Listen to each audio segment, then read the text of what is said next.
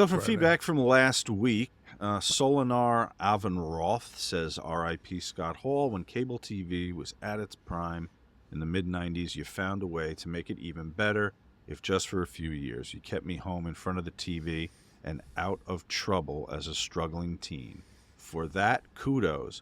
And a very similar, Christian Garcia sends a very similar sentiment. Hey, Kevin Nash, I want to thank you and Scott Hall for keeping me at home and entertaining me in the most rough years of my life, where all my friends were in the street running around at 8 o'clock. I was tuned into Nitro, staying out of trouble and staying safe. My God, how in the long run that saved my life. So not only were you entertaining, you were saving lives, Kevin.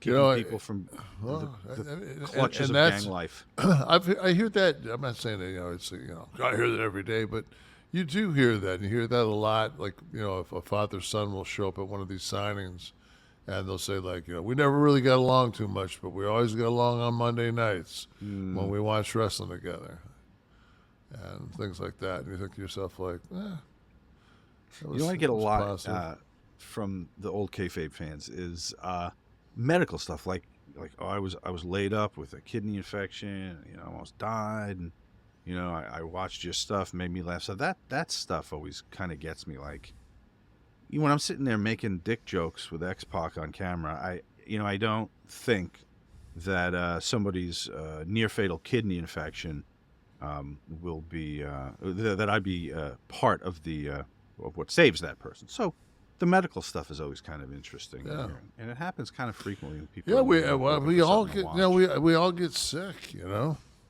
Yeah. Chris Brackett, yes.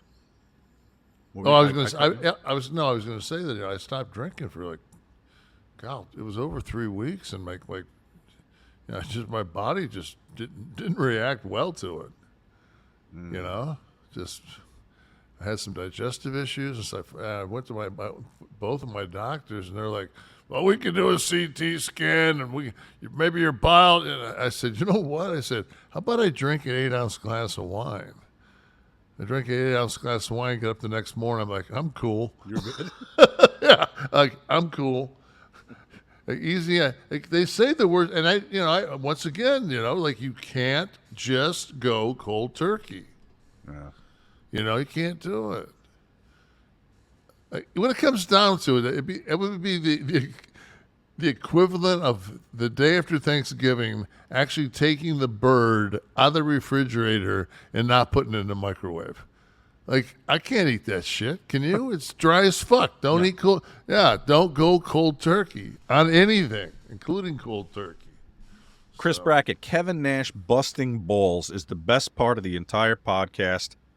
He's right about the tournament. Fuck you, Chris. He's not. Uber Tony, I love the podcast while I'm Ubering here in Bloomington, Indiana.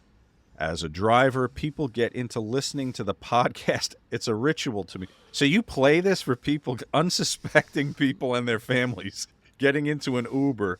You treated to maybe a little Harry Chapin by Kevin. Just make sure if I can, they don't have a rosary. Make sure there's not a rosary in their hand. They're probably gonna. They might, or maybe hand them one. Yeah. So. Father Mulcahy, how do you like the talk about the taint?